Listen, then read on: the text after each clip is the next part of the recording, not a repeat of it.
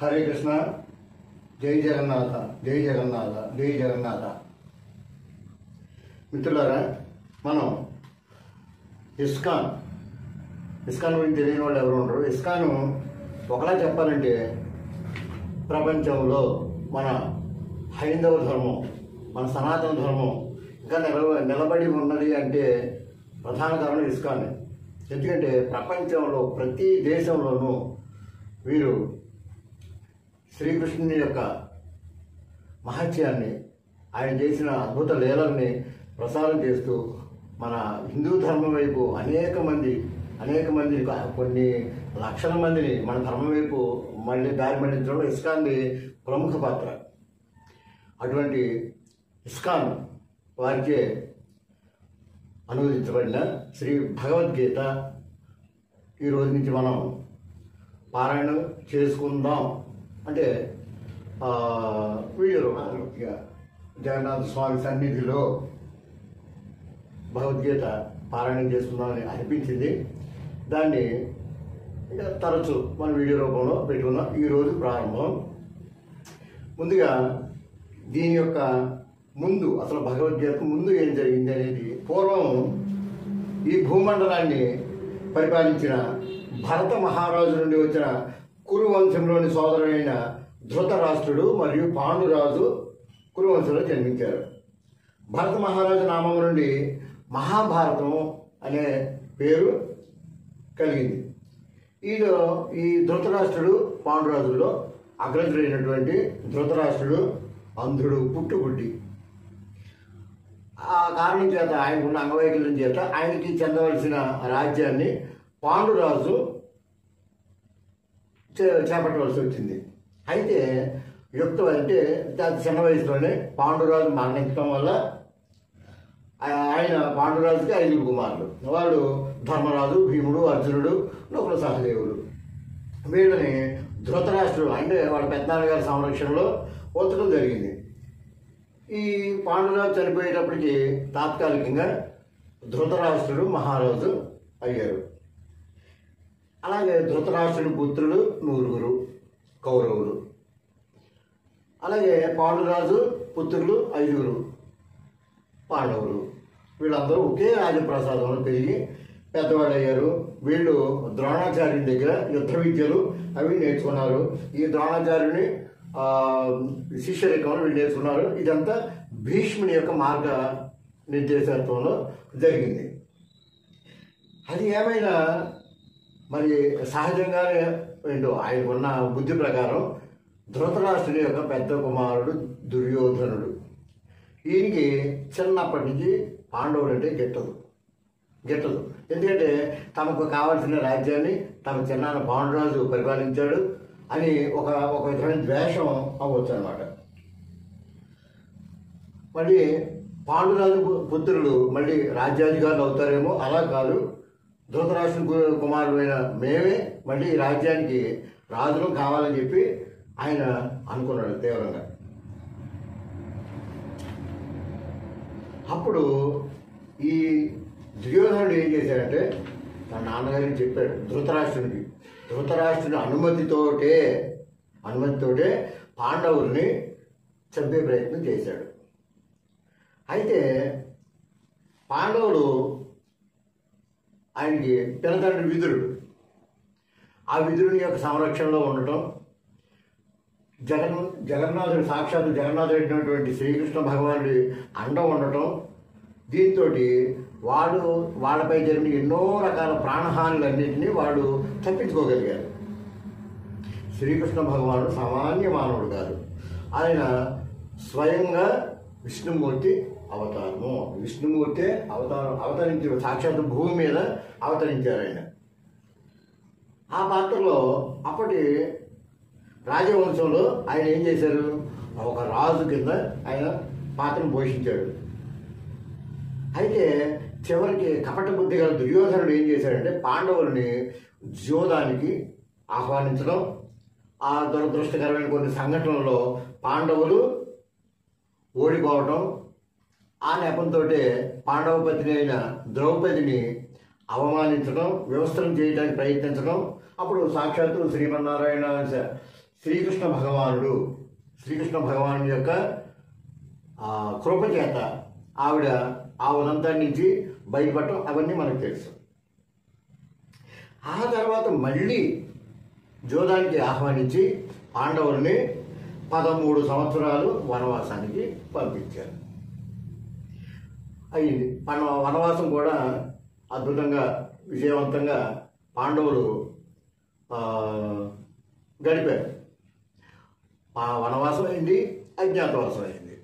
తర్వాత ఆ జ్యోతిక్రియలో ఓడిపోయిన తర్వాత దాని భాగంగా వాళ్ళు అనుభవించాల్సిన వనవాసాన్ని అనుభవించాక సహజంగా వారికి రావాల్సిన రాజ్యాన్ని తిరిగి పొందడానికి పాండవులు వచ్చారు. వస్తే దుర్యోధనుడు ఏం చేశాడంటే దాన్ని నిరాకరించాడు. మీకు రాజ్యం అనేది ఏమి లేదు, పోమన్నాడు. అయితే అప్పుడు ఏం చేశారంటే పాండవులు కనీసం ధర్మబద్ధంగా అడిగారు, దుర్యోధన పోలే, మా రాజ్యాలు మాకు ఇవ్వకపోతే పోలే, కనీసం మా ఐదుగురికి 5 గ్రామాలన్నా ఇవ్వమని చెప్పి అడిగారు. అయితే దుర్యోధనుడు ఏం చేశాడు, సూది మొన మోపినంత స్థలం కూడా ఇవ్వను అని చెప్పి ఖచ్చితంగా తిరస్కరించేశాడు. తిరస్కరించేటప్పటికి ఇంకా పాండవులు ఇంతవరకు ఓర్పుగా ఉండి తన పెద్ద తండ్రి కుమారులని ఎన్నో అనుకుని ఎంతో ఓర్పు వహించినప్పటికీ వారి యొక్క సంధి కానీ వారి సామరస్యం కానీ స్నేహపూర్వకం కానీ ఏమీ ఫలించలేదు. ఫలించక ఏమైంది, ఆఖరికి యుద్ధం అనివార్యమైంది.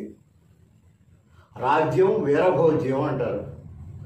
రాజ్యాన్ని వీరులు సంపాదించుకోవాలి, అంతే తప్ప అర్థించడం కాదని చెప్పి వాడు అనుకుని అప్పుడు యుద్ధాన్ని ప్రకటించారు.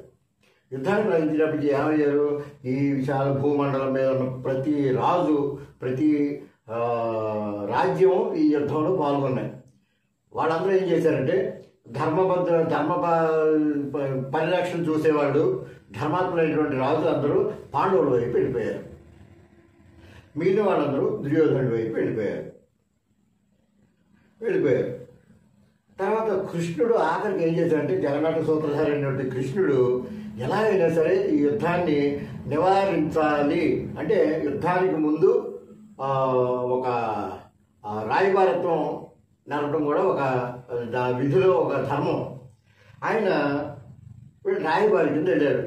యుద్ధం ప్రకటించబడింది, మీరు ఇంత జన నష్టాన్ని కలగజేయటం కాకుండా మీరు రాయబారానికి మీరు ఒప్పుకుని చేస్తే కనుక అంత క్షేమంగా ఉంటారు, శాంతిగా ఉంటుంది, కాబట్టి వాళ్ళ భాగం వాళ్ళకి ఇచ్చేయండి అని చెప్పి కృష్ణుడు రాయబారి కింద వెళ్ళాడు.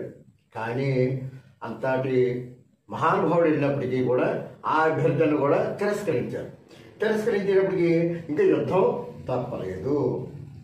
అప్పుడు పాండవులు మొదటి నుంచి కూడా శ్రీకృష్ణుని యొక్క అపరిమితమైన భక్తి శ్రద్ధలతో వాళ్ళు శ్రీకృష్ణుని అర్చించేవారు. కానీ ధృతరాష్ట్రుడు దుర్యోధనుడు వాళ్ళు ఏంటంటే శ్రీకృష్ణుని ఒక సామాన్య తమ బంధువర్గంలోని వాడి కిందే భావించారు తప్ప ఆయన యొక్క గొప్పతనాన్ని ఆయన యొక్క దైవత్వాన్ని గుర్తించలేకపోయారు. అయితే ఇరుపక్షాల కోరిక అనుసరించి శ్రీకృష్ణుడు పాండవుల పక్షానికి ఆయన వచ్చారు. పాండవుల పక్షంలో వచ్చారు. అయితే ఆయన ఏమన్నారంటే నేను స్వయంగా యుద్ధం చేయను, మహానుభావుడిని ఆయన యుద్ధం చేస్తే ఎవరు మిగులుతారు ఆయన ముందు, నేను యుద్ధం చేయను, నా పక్షం ఉన్నవాడు నేను ఎవరి పక్షం ఉంటే వాళ్ళకి సలహా ఇస్తాను అంతే, కానీ యుద్ధం మాత్రం చేయను. రెండో వారికి ఏంటంటే నా దగ్గర ఉన్న సమస్త సైన్యాన్ని నీకు అప్పచెప్తా అంటే తన సహాయాన్ని ఇద్దరు కోరారు, దుర్యోధనుడు కోరాడు, పాండవులు కోరారు. కోరేటప్పుడు ఏం చేశాడంటే నేను జస్ట్ మీకు సలహా మాత్రమే ఇస్తాను, ఒకటి నేను ఎవరు తీసుకుంటాను, రెండో వాళ్ళు నా సైన్యం అంతా ఇస్తాను, నా బలాన్ని అంతా ఇస్తాను, అది ఎవరు కోరుకుంటారు అని అడిగితే పాండవులు మహానుభావ నీవు యుద్ధం చేయనవసరం, నీవు మా దగ్గర ఉంటే సరిపోతుందని చెప్పి ఆ దేవాది దేవుణ్ణి పాండవులు తమ పక్షానికి ఆహ్వానించారు. దుర్యోధనుడు మాత్రం శ్రీకృష్ణుని యొక్క బలగాన్ని మాత్రం తీసుకున్నాడు. తీసుకున్నాడు దుర్యోధనుడు. సరే, అప్పుడు ఆయన ఏం చేశాడంటే అర్జునుడి యొక్క రథసారథిగా ఉండి మొత్తం ఈ కార్యక్రమాన్ని ఆయన నడిపించారు.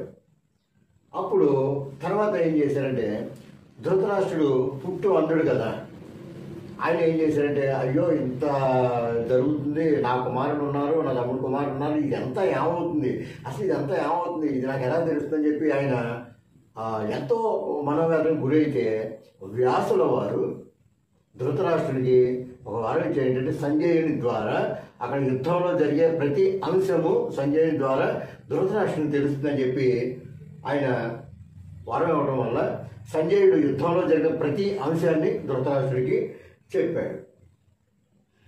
అప్పుడు ఈ భగవద్గీత ఎలా స్టార్ట్ అవుతుందంటే ధృతరాష్ట్రుడు సంజయుడిని అడుగుతాడు, సంజయ, ఈ పరిస్థితిలో ఇప్పుడు మన వాళ్ళు ఏమి చేస్తున్నారు యుద్ధంలో అని చెప్పి అడిగేటప్పుడు అక్కడి నుంచి మన భగవద్గీత స్టార్ట్ అవుతుంది.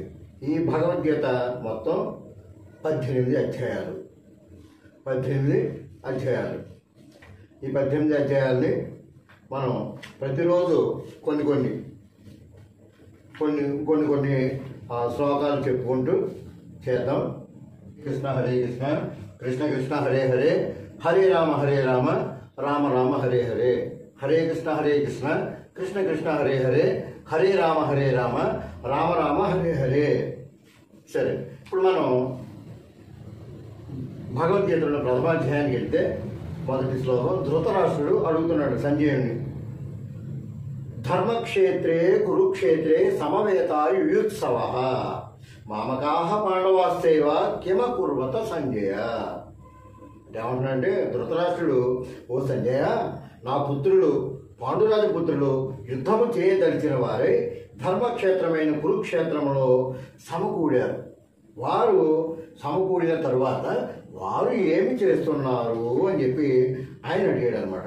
దృష్ట్వాతు పాండవానీకం వ్యూఢం దుర్యోధనస్థల ఆచార్యముపసంగమ్య రాజా వచనమబ్రవీత్. ఓ రాజా, పాండుపుత్రులతో వ్యూహముగా ఏర్పరచబడిన సైన్యమును చూసిన పిమ్మట దుర్యోధనుడు తన గురువును సమీపించి ఈ విధముగా పలికెను. చైతాం పాండుపుత్రాణామాచార్య మహతీం చమూం వ్యూఢాం ద్రుపదపుత్రేణ తవ శిష్యేణ ధీమతా. ఓ ఆచార్య, మీ బుద్ధికుచరుడైన శిష్యుడకు ద్రుపద పుత్రుని చేత నేర్పుగా ఏర్పరచబడిన పాండుసుతుల యొక్క గొప్ప సేనను చూడుము. అక్రసూరా మహేశ్వాస భీమార్జున సమా యుధియాధానో విరాటస్య ద్రుపదశ్చ మహారథః. ఇక్కడ ఈ సైన్యమున భీమార్జునులతో సమానముగా యుద్ధము చేయగలిగే సూర్యులైన ధనుర్ధరులందరూ కలరు. యుధానుడు, విరాటుడు, ద్రుపదుడు మొండగు వారు అటువంటి మహాయోధులు పక్షాన్ని ఉన్నారు. దృష్టకేతుశ్చేకితానః కాశీరాజశ్చ వీర్యవాన్ పురుజిత్ కుంతిభోజశ్చ శైబ్యశ్చ నరపుంగవః. దృష్టకేతు, చేకితానుడు, కాశీరాజు, పురుజిత్తు, కుంతిభోజుడు, శైబ్యుడు మొన్నగు సూర్యుడైన గొప్ప గొప్ప యోధులందరూ ఉన్నారు దాంట్లో. యుధామన్యుశ్చ విక్రాంత ఉత్తమౌజాశ్చ వీర్యవాన్ సౌభద్రో ద్రౌపదేయాశ్చ సర్వయేవ మహారథాః. పరాక్రమవంతుడైన యుధామన్యుడు, మహాశక్తిశాలి అయిన ఉత్తమౌజుడు, సుభద్రాపుత్రుడు, ద్రౌపది పుత్రులు అందుగలరు. ఈ వీరులందరూ మహారథులు. అస్మాకం తు విశిష్టాయేతాన్నిబోధ ద్విజోత్తమ నాయక మమ సైన్యశ్చ సైన్యార్థం తాన్ బ్రవీమతే. కానీ ఓ బ్రాహ్మణోత్తమ, నా సేనాబలను నడుపుడు కొరకు విశేషముగా యోగ్యులైన సేనా నాయకులను గూర్చి నేను ఇప్పుడు మీ కొరకై తెలిపేదాను, వినండి. భవాన్ భీష్మశ్చ కర్ణశ్చ కృపశ్చ సమితింజయ అశ్వత్థామా వికర్ణశ్చ సౌమదత్తిస్తథైవ చ. యుద్ధమున ఎల్లప్పుడూ విజయమును సాధించు మీరు, భీష్ముడు, కర్ణుడు, కురుపుడు, అశ్వత్థామ, వికర్ణుడు మరియు సోమదత్తుని పుత్రుడైన భూరిశ్రవుడు మున్నగవారు కలరు. అన్యే చ బహవః సూరామదర్థే త్యక్తజీవితాః నానాశస్త్రపహరణా సర్వే యుద్ధ విశారదాః. నా కొరకు తమ జీవితమును విడుచులకు సిద్ధపడిన వీరులు ఇంకనూ అనేకులు కలరు. వారందరూ వివిధ శస్త్రాస్త్రములు దాల్చిన వారు, యుద్ధ నైపుణ్యమును కలిగిన వారును అయి ఉండేది. అపర్యాప్తం తదస్మాకం బలం భీష్మాభిరక్షితం, పర్యాప్తం త్రితమేతాషాం బలం భీమాభిరక్షితం. మన సైన్య బలము అపరిమితము. మనము పితామహుడైన భీష్ముని చేత చక్కగా పరిరక్షించబడుతుంటుంది. కానీ భీముని చేత జాగ్రత్తగా రక్షింపబడుతున్నటువంటి పాండవ సైన్యము పరిమితముగా కలదు.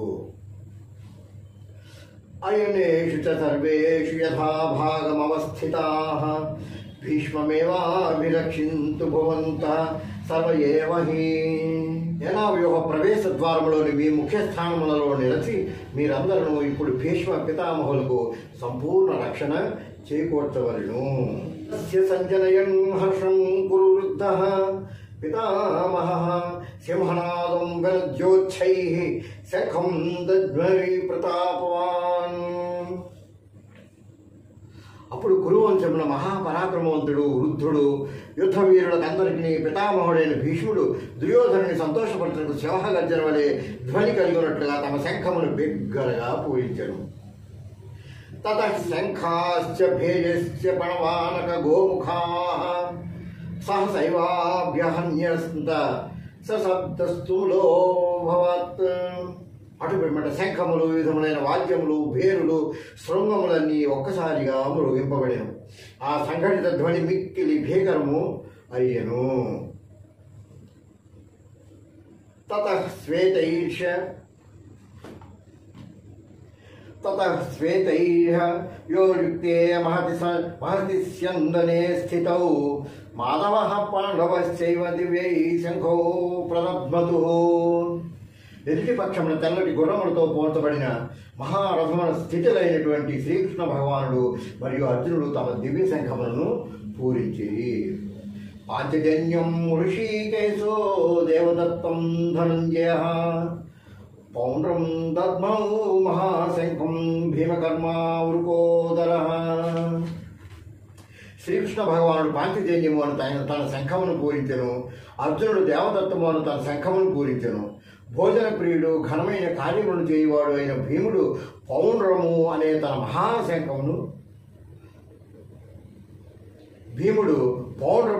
మహాశంఖమును పూరించెను. అనంత విజయం రాజా కుంతీపుత్రో యుధిష్ఠిరః నకులః సహదేవశ్చ సుఘోషమణి పుష్పకైః కాశ్యశ్చ పరమేశ్వాసః శిఖండీ చ మహారథః ధృష్టద్యుమ్నో విరాటశ్చ సాత్యకిశ్చ పరాజితః ద్రుపదో ద్రౌపదేయాశ్చ సర్వశః పృథివీపతే సౌభద్రశ్చ మహాబాహుః శంఖాన్ దద్ముః పృథక్ పృథక్. కుంతీపుత్రుడైన యుధిష్ఠిరుడు అనంత విజయము అను నామం గల తన శంఖమును పూరించగా నకుల సహదేవుడు సుఘోష మణిపుష్పకము అను శంఖములను పూరించిరి. ఓ రాజా, గొప్ప విలుకాడైన కాశీరాజు, మహాయోధుడైన శిఖండి, దృష్టజిమ్నుడు, విరాటుడు, అజేయుడైన సాత్యకి, ద్రౌపదీ పుత్రుడు, గొప్ప భుజపురాక్రమ గల సోద్రాసుతుడు వంటి వీరులందరూ వారి వారి శంఖములను పూరించిరి.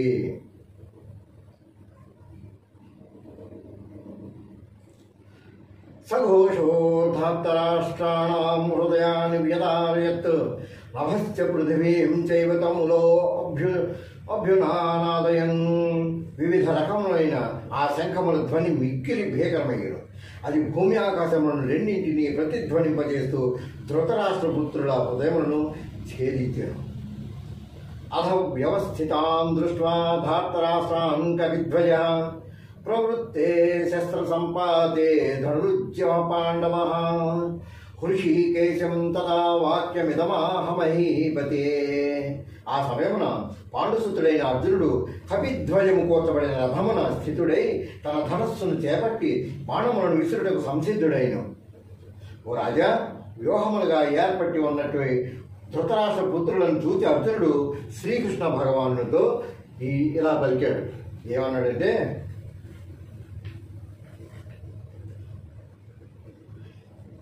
సేనయోరుభయోర్మధ్యే రథం స్థాపయమే అచ్యుత ఏవదేతా నిరీక్ష్యాహం యోద్ధుకామనవస్థితాన్ కైర్మయా సాయోద్ధవ్యామస్మిన్ రణసముద్యమే. అర్జునుడు శ్రీకృష్ణ భగవంతుడు అన్నాడు, అచ్యుత, దయచేసి నా రథమును 2 సేనల నడుమ నిలుపుము. తద్వారా యుద్ధము చేయగోరి ఇక్కడ ఉపస్థితులైన వారిని మరియు ఈ మహాసంగ్రామమున ఎవరితో నేను యుద్ధము చేయవలసి ఉండినో చూడగలుగుతాను అన్నాడు. అలాగే ఏమన్నాడంటే, యోత్స్యమానానవేక్ష్యేహం అత్ర సమాగతాః ధార్తరాష్ట్రస్య దుర్బుద్ధేర్యుద్ధే ప్రియచికీషః. దుర్బుద్ధి గల ధృతరాష్ట్ర పుత్రునికి ప్రియమును చేకూర్చదలిచి యుద్ధము చేయుటికై ఇక్కడకు విచ్చేసిన వారిని నేను చూచెదను అని అర్జునుడు అన్నాడు. అంటే అప్పుడు సంజయుడు చెబుతున్నాడు. ఏమన్నాడంటే, సంజయుడు ధృతరాష్ట్రుడు చెబుతున్నాడు,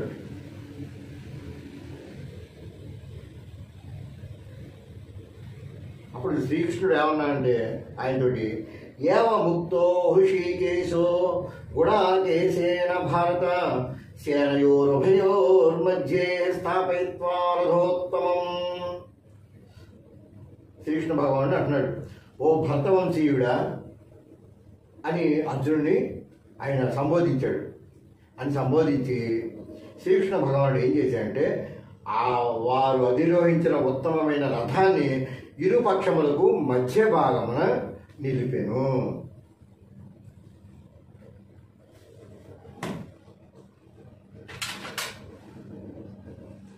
మనం మొదటి అధ్యాయంలో కొంత భాగం ఇంతవరకు తెలుసుకున్నాం. మిత్రులారా, నేను సంస్కృత శ్లోకాలు ఇలా చెప్పడం అంటే వీడియో మొత్తం చదువుకోవడమే తప్ప పైకి నేను చెప్పడం ఇదే మొదటిసారి.